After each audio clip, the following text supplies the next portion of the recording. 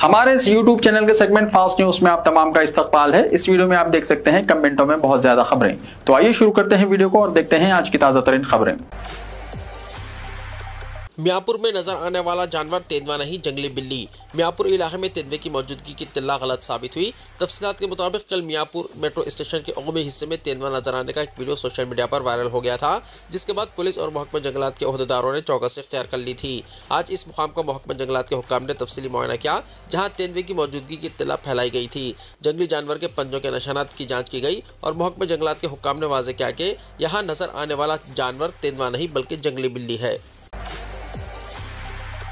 हैदराबाद में मोहम्मद जोड़े के कत्ल की सनसनीखेज वारदात। शहर के इलाके अंबरपेट में एक खौफनाक वाक़या पेश आया, जिसमें एक मोहम्मद जोड़ा 78 साल लिंगा रेड्डी, जो कि रिटायर्ड बैंक मुलाजिम थे, और उनकी 72 साल बीवी अर्मिला देवी को उनके घर में बेरहमी से कत्ल कर दिया गया। ये जोड़ा अपने G+4 मकान के ग्राउंड फ्लोर पर मुकीम था। पुलिस के मुताबिक इनकी नाशें खून में लथपथ और मस्कशुदा हालत में उनके घर से बरामद हुई। पुलिस का कहना है कि यह वहशतनाक कत्ल 17 अक्टूबर को किया गया था। ताहम इसका इल्म आज हुआ जब रिश्तेदार उनके घर पहुंचे और दरवाजे पर कई बार दस्तक देने के बावजूद कोई जवाब ना मिला। फौरन पुलिस को इत्तला दी गई, जिसके बाद पुलिस और सुराग रिसार्ट टीम मौके पर पहुंची। सुराग रिसार्ट टीम ने जाए वारदात का मुकम्मल मुआयना किया और शवाहिद इकट्ठा किए।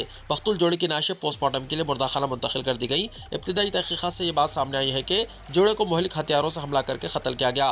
कातिलों ने न सिर्फ उनके जिस्म पर गहरे जख्म लगाए बल्कि उनके सरों पर वजनी शय से भी हमला किया, जो इस बात की निशानदही करता है कि हमला इंतहाई बेरहमी से किया गया था। पुलिस ने फौरी तौर पर घर के इर्द गिर्द नस्ब CCTV कैमरों की फुटेज का जायजा लेना शुरू कर दिया ताकि मुल्जिमीन की शनाख्त की जा सके। पुलिस मुख्तलिफ जावियों से इस कत्ल की तहकीकात कर रही है, जिसमें लूट मार का इम्कान भी शामिल है, क्योंकि घर का सामान बिखरा हुआ था।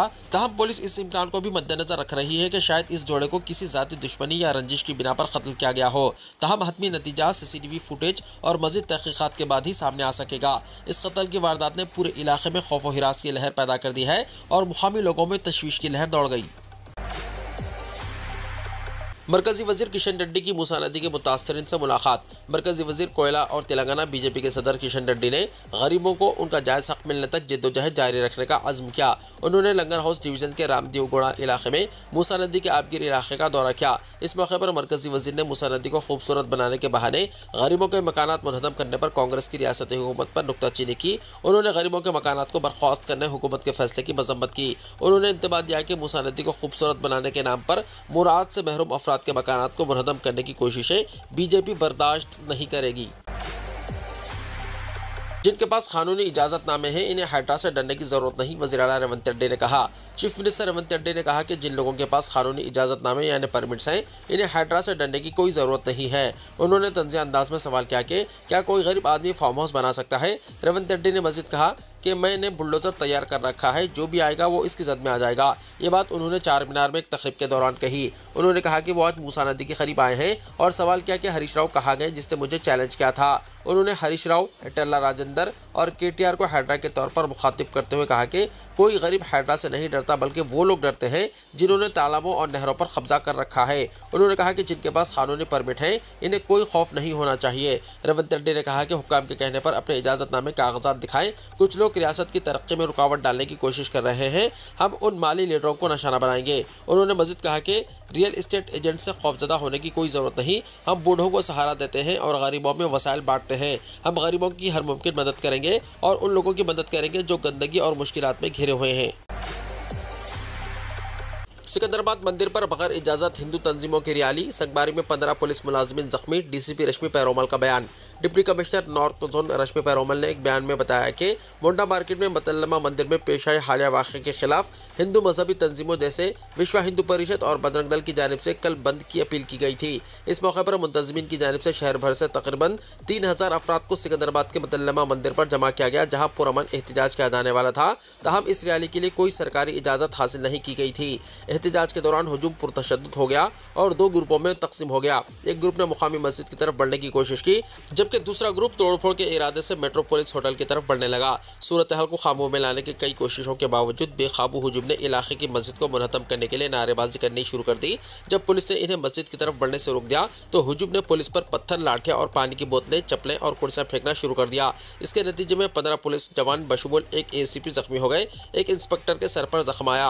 मुकामी अफराद ने भी हुजूम को रोकने की कोशिश की, जिनमें मंदिर इंतजामिया भी शामिल था, लेकिन इसका कोई नतीजा नहीं निकल सका। मफाद आम्मा में सूरत हाल को काबू में करने के लिए पुलिस ने लाठीचार्ज किया, ताहम हुजूम दोबारा जमा हो गया और मुसलसल तशद्दुद के लिए उकसाने लगा, जिस पर ज़ायद फोर्स तलब कर ली गई। बारहा समझाने पर हुजूम वहां से मुंतशिर हो गया। इस दौरान हुजूम में शामिल कुछ अफराद ने सड़क पर जारी आरटीसी बसों को संगमारी का निशाना बनाया, जिससे आरटीसी की 2 बसों को नुकसान पहुंचा।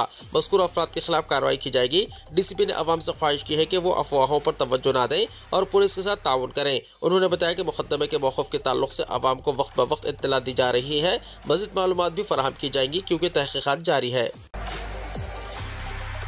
काबीना का इजलास 26 अक्टूबर को होगा। रियासती काबीना का इजलास 23 अक्टूबर के बजाय 26 अक्टूबर तक मुलतवी हो गया है। ज़राए के मुताबिक चीफ सेक्रेटरी शांति कुमारी ने काबीना के इजलास की तारीख में तब्दीली का ऐलान किया है। उन्होंने बताया कि 26 अक्टूबर की शाम 4 बजे doctor B R Ambedkar secretariat में काबीना का इजलास मुनक्किद होगा, जिसकी सदारत चीफ मिनिस्टर रेवंत रेड्डी करेंगे। ज़राए ने बताया कि काबीना के इजलास में असम्बली का खुसूसी इजलास तलब करने पर गौर व खौस किया जाएगा। असम्बली के खुसूसी इजलास के जरिए हैदरा पर कानून साजी करने का हुकूमत मंसूबा रखती है। इस सिलसिले में काबीना के इजलास में चीफ मिनिस्टर काबीनी रुफ़क़ा से मुशावरत के बाद ख़तई फैसला लेंगे। हर असम्बली हल्के के लिए पहले मरहले के तहत 3,500 मकानात मंजूर किए जाएंगे। पी श्रीनिवास रेड्डी ने कहा। तेलंगाना के वज़ीर रेवेन्यू और रिहाइश पी श्रीनिवास रेड्डी ने ऐलान किया है कि इस महीने के आखिर तक रियासत के हर असम्बली हल्के के लिए पहले मरहले के तहत 3,500 मकानात मंजूर किए जाएंगे। उन्होंने कहा कि तमाम अहल गरीब खानदानों को आइंदा 4 बरसों के दौरान इंदरमा मकानात की फरहमी के रियासती हुकूमत के वसी तर मकसद के हिस्से के तौर पर ये इक़दाम किए जाएंगे। उन्होंने हैदराबाद कलेक्ट्रेट में मुनक़िदा एक तक़रीब से खिताब किया, जहाँ पर गोशा महल हल्के के इस्तिफ़ादा कुनंदगान को ये मकानात हवाले किए गए। वज़ीर इमकाना ने कहा कि हुकूमत इमकाना के इक़दाम के जरिए हर मुस्तहिक़ खानदान को फ़ायदा पहुँचाने की संजीदा कोशिश कर रही है। वज़ीर ट्रांसपोर्ट पूनम प्रभाकर ने अपोजिशन के मुसलसल हमलों पर नुक्ताचीनी करते हुए इल्ज़ाम लगाया कि अपोजिशन जमातें हुकूमत के इक़दाम को रोकने की कोशिश कर रही हैं। हैदराबाद में ग्रुप 1 उम्मीदवारों के साथ मरकजी वजीर बंडी संजय का मार्च। मरकजी मुमलिकती वजीर दाखिला बंडी संजय ने हैदराबाद में जियो 26 को मनसूख करने का मुतालबा करते हुए एहतजाज करने वाले ग्रुप 1 के उम्मीदवारों पर पुलिस लाठीचार्ज के खिलाफ एहतजाजी मार्च किया। गुज़िश्ता 3 दिनों से चंद उम्मीदवार एहतजाज करते हुए इस जियो को मनसूख करने का मुतालबा कर रहे हैं। उनका दावा है कि ये जियो SC, ST और BC रिजर्वेशन में रुकावट है। तेलंगाना में 4 दिन तक बारिश की पेशन गोई, येलो अलर्ट हुआ जारी। हैदराबाद के मौसमियाती मरकज़ ने खबरदार किया है कि तेलंगाना में आइंदा 4 दिन तक बारिश का सिलसिला जारी रहेगा। इस हवाले से मुतल्लिक़ा अज़ला के लिए येलो अलर्ट जारी किया गया है। शुमाली तमिलनाडु के साहिल से मुत्तसिल हवा की गर्दिश सतह समंदर से औसतन 5.8 किलोमीटर की बुलंदी पर जारी है, जबकि एक और हवा का निज़ाम अंडमान समंदर के इलाके में भी सतह समंदर से औसतन 5.8 किलोमीटर की बुलंदी पर मौजूद है। माहिरीन का कहना है कि पीर तक कम दबाव के बनने का इम्कान है और 23 तारीख को ये शुमाल मगरिब की तरफ बढ़ते हुए एक फिजाई ग्रुप की शक्ल अख्तियार कर सकता है। आदिलाबाद, आसिफाबाद, मंचरियाल, निर्मल, निजामाबाद, जगत्याल, राजन्ना सिलसिला, करीमनगर, पेद्दापल्ली, जयशंकर, भोपालपल्ली, मुलक, कुत्तागुड़म, नलगुंडा, महबूबाबाद, वरंगल, हनमकुंडा, जंगम, सिद्दीपेट, हैदराबाद, रंगारेड्डी, मेदक, कामारेड्डी, महबूबनगर, नागर कर्नूल, वनापर्त्री, नारायणपेट और जोगलंबा गदवाल अजला में गरज चमक और तेज हवा चलने का इम्कान है। इतवार को आदिलाबाद, आसिफाबाद, मंचरियाल, निर्मल, निजामाबाद, जगत्याल, राजन्ना सिलसिला, करीमनगर, पेद्दापल्ली, जयशंकर, भोपालपल्ली, वरंगल, हनमकुंडा, रंगारेड्डी, हैदराबाद और मेडचल मलकाजगिरी अजला में बारिश की तवक्को है। इसके अलावा पीर और मंगल के रोज भी कई अजला में हल्की से दरमियानी बारिश का इम्कान मौजूद है। इस हुक्म के तहत मुतल्लिक़ा अजला को येलो अलर्ट जारी किया गया है। बाबा सिद्दीकी कत्ल केस में एक और पुलिस एहलकार मुअत्तल। साबिक वजीर बाबा सिद्दीकी कत्ल केस में एक पुलिस एहलकार को मुअत्तल कर दिया गया है। इस मामले में पुलिस ने कुल 9 मुलजिमीन को गिरफ्तार किया है और गहराई से तफ्तीश जारी है। बाबा सिद्दीकी की सिक्योरिटी के लिए 3 पुलिस एहलकार तैनात किए गए थे। इनमें से 2 पुलिस एहलकार दिन के वक्त और 1 पुलिस एहलकार रात को सिक्योरिटी के लिए तैनात किया गया था। जब बाबा सिद्दीकी का बांद्रा में कत्ल हुआ तो कांस्टेबल शाम सुनावने ने सिद्दीकी की हिफाजत के लिए तैनात था, लेकिन जब बाबा सिद्दीकी पर फायरिंग हुई तो सुनावने ने हमलावरों पर गोली नहीं चलाई। तहम पुलिस ने सुनावने का बयान रिकॉर्ड कर लिया है। इस बयान में शाम सुनावने ने कहा कि जब बाबा सिद्दीकी पर फायरिंग की जा रही थी तो मुलजिमान ने मिर्च पाउडर फेंका था। इसके साथ मुलजिमान ने धुआं भी पैदा कर रखा था, जिसकी वजह से देखने में दुश्वारी हो रही थी। इस वजह से वो फायर नहीं कर सके। साबिक वजीर बाबा सिद्दीकी के बेटे MLA ज़ीशान सिद्दीकी ने मामले की मुकम्मल तहक़ीक़ात का मुतालबा किया है। सलमान ने दुबई से नई बुलेट प्रूफ कार मंगवाई। बॉलीवुड अदाकार सलमान खान की कार कलेक्शन में एक नई लग्जरी कार का इजाफा हो गया है। ये गाड़ी बुलेट प्रूफ है। गैंगस्टर लॉरेंस बिश्नोई गैंग की धमकियों के बाद सलमान खान की सिक्योरिटी मज़ीद सख्त कर दी गई है। बताया जाता है कि सलमान खान की पुरानी गाड़ी में भी हिफाजती वजूहात की बिना पर कुछ तब्दीलियाँ की गई हैं। 12 अक्टूबर को हिफाजती इंतजाम के बावजूद NCP लीडर और सलमान खान के दोस्त बाबा सिद्दीकी का कत्ल कर दिया गया। इसकी जिम्मेदारी बिश्नोई गैंग ने ली है, जिसकी वजह से सलमान खान की सिक्योरिटी में भी इजाफा कर दिया गया है। रिपोर्ट के मुताबिक सलमान खान खान ने नई बुलेट प्रूफ कार खरीदी है। ये पेट्रोल SUV निसान कंपनी का टॉप क्लास मॉडल है। इस कार को हिफाजत को मद्देनजर रखते हुए डिजाइन किया गया है। कार में बम अलर्ट जैसी खुसूसियात है। इस गाड़ी के शीशे में गोली नहीं गुजर सकती। प्राइवेसी के लिए गाड़ी का रंग गहरा रखा गया है। इस गाड़ी की कीमत तकरीबन 2 करोड़ रुपए बताई जाती है। ये गाड़ी हिंदुस्तान में दस्तयाब नहीं है, इसलिए सलमान खान ने इसे दुबई से मंगवाया है। सलमान खान के पास पहले से ही निसान बुलेट प्रूफ कार है, जिसका नंबर सलमान की सालगिरह का है। सलमान खान की सिक्योरिटी भी बढ़ा दी गई है। इत्तलात के मुताबिक सलमान की सिक्योरिटी के लिए 60 जवान तैनात हैं। इतना ही नहीं, प्रोग्राम में आने वाले लोगों को बगैर आधार कार्ड के दाखिले की इजाजत नहीं दी जा रही है। बिग बॉस 18 के स्टाफ को शो खत्म होने तक अपनी सीटों से उठने पर पाबंदी लगा दी गई है। 1998 में जोधपुर में काले हरण के शिकार के मामले के बाद से सलमान खान को लॉरेंस बिश्नोई की जानिब से मुसलसल धमकियां मिल रही हैं। गुज़िश्ता चंद महीनों में यह मामला मजीद गर्म हुआ है। चंद महीने पहले सलमान के घर के बाहर फायरिंग हुई थी। एयर इंडिया के तैयारे की इमरजेंसी लैंडिंग, 20 से ज़ायद तैयारों को बम से उड़ाने की मिली धमकी, सिक्योरिटी एजेंसियां हुई अलर्ट। मुसाफिर तैयारों में बम की धमकी का सिलसिला थमने का नाम नहीं ले रहा है। हफ्ते के रोज हिंदुस्तानी एयरलाइंस के 20 से ज़ायद तैयारों को बम से उड़ाने की धमकियां मिली हैं। इन धमकियों की वजह से सिक्योरिटी एजेंसियों में अफरा तफरी का आलम पैदा हो गया है। एयरपोर्ट का सिक्योरिटी निज़ाम चाको चौबंद कर दिया गया है और सिक्योरिटी एजेंसियां भी अलर्ट पर हैं। मीडिया रिपोर्ट्स के मुताबिक Air India, IndiGo, Akasa Air, Vistara, SpiceJet, Essar Air और अलायंस एयर के तैयारों को धमकियां मिली हैं। इनमें से कुछ तैयारों की इमरजेंसी लैंडिंग भी करानी पड़ी। रेलवे टिकटों की बुकिंग की मुद्दत को घटाने के फैसले पर कांग्रेस की मोदी हुकूमत पर तनकीद। महाराष्ट्र प्रदेश कांग्रेस कमेटी के नायब सदर मोहन जोशी ने हफ्ते को नरेंद्र मोदी हुकूमत के रेलवे टिकटों की बुकिंग की मुद्दत को 120 दिन से घटाकर 60 दिन करने के फैसले पर सख्त तनकीद की। यहाँ इस मामले पर बात करते हुए उन्होंने कहा कि ये फैसला आम लोगों के मफाद में नहीं बल्कि एजेंडों और हुकूमत के फायदे के लिए लिया गया है। एक प्रेस रिलीज में उन्होंने बताया कि इससे पहले आम लोग ट्रेन की टिकट 120 दिन पहले बुक करवाते थे ताकि वो उसके मुताबिक अपने तवील सफर की मनसूबाबंदी कर सके और इस पर इन्हें रियायत भी मिलती थी। जोशी ने कहा कि अब रेलवे के वजीर अश्विनी विष्णु ने बुकिंग की मुद्दत को अचानक 120 दिन से घटाकर 60 दिन कर दिया है, जिससे आम लोगों को तकलीफ हो रही है। उन्होंने इल्जाम लगाया कि इस मुद्दत को कम करने से हुकूमत को आम मुसाफिरों को रियायतें नहीं दे पाएगी, बल्कि इससे एजेंडों और मोदी हुकूमत को मुनाफा कमाने के लिए मौका मिलेगा। जोशी ने मुतालबा किया है कि बुजुर्ग शहरियों को उनके रेलवे टिकटों पर छूट दी जानी चाहिए। LG ने जम्मू एंड कश्मीर को मुकम्मल रियासत बनाने की तजवीज़ को दी मंजूरी। लेफ्टिनेंट गवर्नर ने जम्मू एंड कश्मीर को मुकम्मल रियासत का दर्जा देने की जम्मू एंड कश्मीर काबीना की तजवीज़ को अपनी मंजूरी दे दी है। उमर अब्दुल्ला की काबीना ने 2 दिन पहले यानी जुमेरात को इस तजवीज़ को मंजूरी दी थी, लेकिन आज इसे सरकारी तौर पर कबूल कर लिया गया है। वाज़ेह है कि नौमुंतखब जम्मू एंड कश्मीर असम्बली का पहला इजलास 4 नवंबर को होगा। काबीना ने जम्मू एंड कश्मीर को मुकम्मल रियासत का दर्जा बहाल करने की तजवीज़ मंजूर की है। जुमेरात को जम्मू एंड कश्मीर के वज़ीर आला उमर अब्दुल्ला की सदारत में काबीना की मीटिंग में जम्मू एंड कश्मीर को मुकम्मल रियासत का दर्जा देने की मुत्तफ़िक़ा करारदाद मंजूर की गई। इसमें कहा गया है कि मुकम्मल रियासती हैसियत की बहाली जम्मू एंड कश्मीर के लोगों के आईनी हुकूक़ को दोबारा हासिल करने और उनकी शनाख्त के तहफ़्फ़ुज़ के अमल का आगाज़ होगा। मैं तकरीबन मर ही चुका था। आम आदमी पार्टी लीडर सत्येंद्र जैन ने तिहाड़ जेल में गुजारे दिनों को याद किया। आम आदमी पार्टी के सीनियर लीडर और दिल्ली के साबिक वजीर सेहत सत्येंद्र जैन को जुमे को तिहाड़ जेल से रिहा कर दिया गया।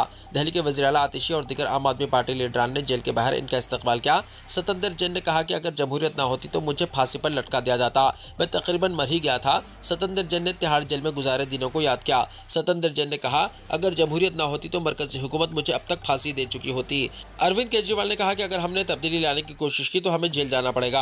जेल जाने के बाद हमारे बहुत से लीडरान हमेशा सोचते थे कि वो हमें क्यों तोड़ना चाहते हैं। हमने इसके बारे में बहुत सोचा और हम इस नतीजे पर पहुंचे हैं कि वो हमें और इस तब्दीली को रोकना चाहते हैं जो हम लाए हैं। उन्होंने कहा, मेरे खिलाफ ये केस 7 साल से ज़्यादा अरसे से चल रहा है। अभी पूछगुछ मुकम्मल नहीं हुई है। इनका मकसद सिर्फ मुझे, मनीष सिसोदिया और अरविंद केजरीवाल को गिरफ्तार करना था।